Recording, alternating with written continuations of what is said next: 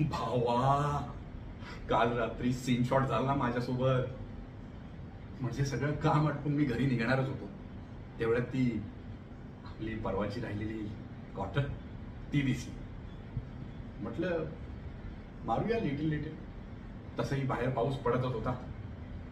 एकदम फुल माहोल तयार झाला होता. मग काय, रिचवली 90. पण तेवढ्यात आत येऊ का असा एक मधुर आवाज कानावर पडला रे. बघतो तर काय, आपल्या गोडाऊनच्या दरवाजामध्ये एक भिजलेल्या गुलाबी पारदर्शक साडीमध्ये एक सुंदर स्त्री उभी होती. भावा, तुला सांगतो, हॉलिवूडची कुठलीही हिरोईन तिच्यासमोर झक मारेल, एवढी हॉट होती ती. आई शपथ. मग काय, एवढ्या सुंदर स्त्रीला आपण कशाला नाही म्हणतो. घेतलं तिला हात. तिच्या हातात आहे ना एक छोटीशी सूटकेस पण होती. आधी इकड तिकडच्या गप्पा झाल्या, मग नंतर तिने मला ती सूटकेस उघडून दाखवली. सगळी पैशाने भरलेली होती ती. भावा, ती बघून माझे डोळे उलटे फिरायचे बाकी राहिले होते.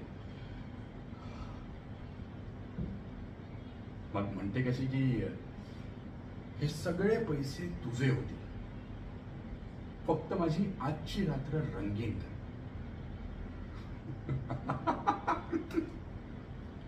एकतर बाहेर धो पाऊस कोसळत होता, त्याच्यात माझ्या डोक्यामध्ये रमची नशा.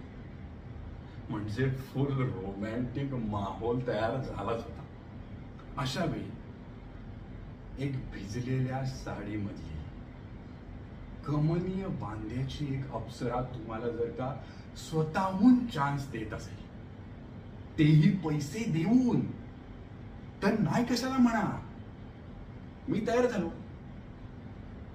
मी गेलो तिच्याजवळ, तर तिने असं खपकन मला खाली पाडलं आणि माझ्या असं छातीवर हात फिरवायला लागले. काय फील होता यार तू. मीही डोळे बंद करून घेतले. म्हटलं काय करायचंय ते करू देत तिला. पण तेवढ्यात मोठ्याने वीज चमकली आणि ती बाई मोठमोठ्याने हसायला लागली. तिचा तो विचित्र आवाज ऐकून मीही डोळे उघडले आणि बघतो तर काय,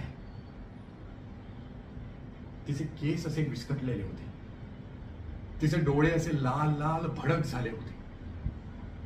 अरे, मगाचपर्यंत अप्सरासारखी दिसणारी ती स्त्री आता एक चेटकीड झाली होती आणि माझ्या छातीवर हात फिरवायला लागली आणि म्हटली की आता तुझा आत्मा माझा झालेला आहे, आता मी त्याला माझ्यासोबत घेऊन जाणार आहे. आणि असं म्हणून ती परत मोठमोठ्या हसायला लागली. मग काय, अरे दचकून जागा झालो ना मी.